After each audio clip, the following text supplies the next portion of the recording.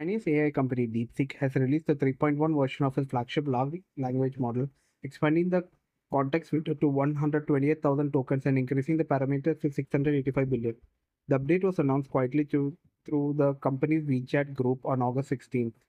The most significant thing is increased context length, which now allows the model to handle inputs up to 300 to 400 page. This improvement enables better performance in long-form context generation, technical document analysis, and extended multi-turn conversation. The official group confirmed the expanded context will already be supported internally in the previous V3 version, but has now been formally enabled across all interfaces.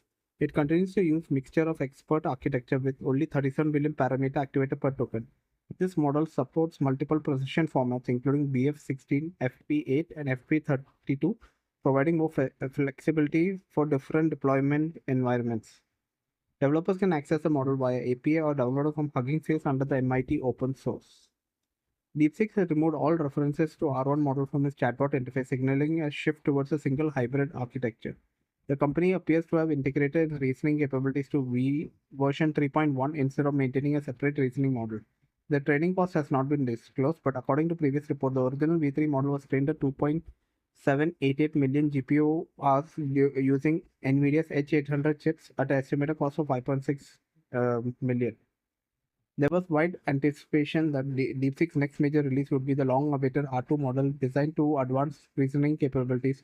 Instead, version 3.1 appeared as the company's next step. According to recent Financial Times reports, R2 model has been delayed due to persistent technical issues involving Huawei's Accent AI chips.